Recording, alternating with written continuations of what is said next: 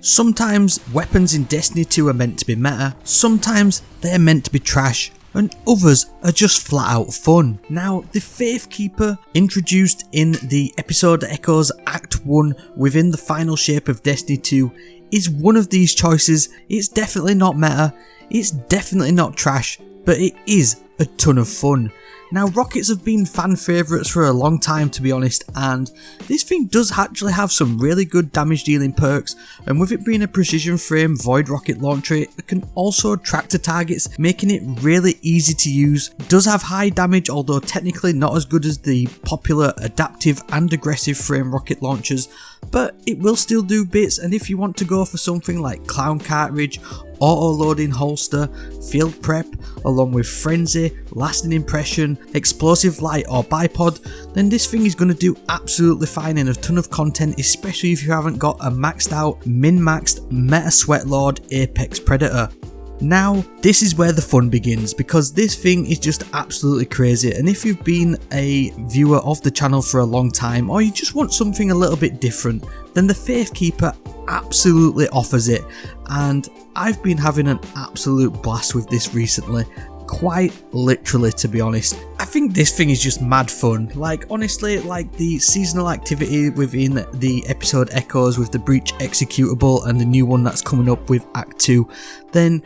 this thing is just going to do absolute bits. You can buff the damage of this thing really easily with either the Facet of Bravery within the Prismatic subclass, whereby you're going to get volatile rounds on grenade final blows, and you can even use it within the Void subclass with the Echo of Instability, whereby you're going to get volatile rounds on grenade final blows as well. So this thing does have a ton of synergy going at the minute, and it's just going to increase the damage output of it, and along with any Void weapon surges or any surge modifiers in activities, then you're going to do decent damage with it. But the main thing that I think you want to look out for in this, and it's just one of them ones that offers that unique playstyle,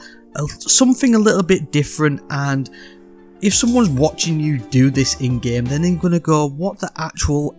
are you doing? Because this is just madness. Now, if you do want some of that grenade synergy, then you want to look at Demolitionist in that final column. It's going to give you a bunch of grenade energy on final blows with this weapon, but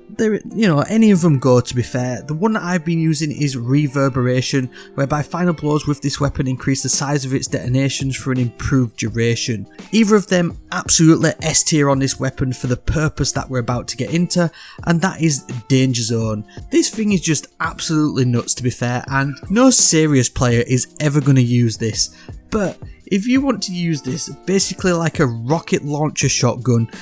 running into enemies, blasting the floor, and also propelling yourself into the air with literally zero damage to yourself, then this is the thing that you want to use. It's going to do a ton of damage in a wide area because it increases the blast radius massively, and with it being a rocket launcher, it also does 99.99% reduced self damage when you are surrounded by 3 or more enemies within a 15 meter radius, and this effect lingers for 3.5 seconds.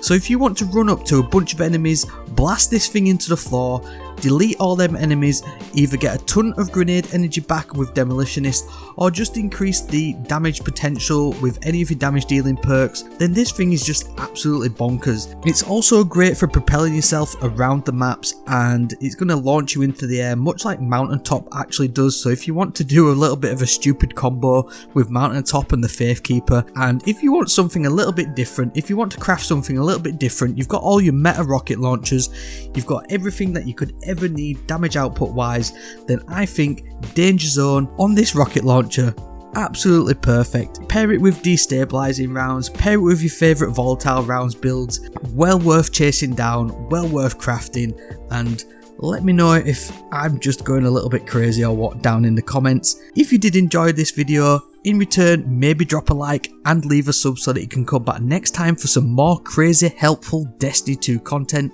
and maybe also tell a friend as well who just wants a little bit of a laugh at a stupid god roll. Thank you very much for watching, and I'll see you in the next video, which you can click right here.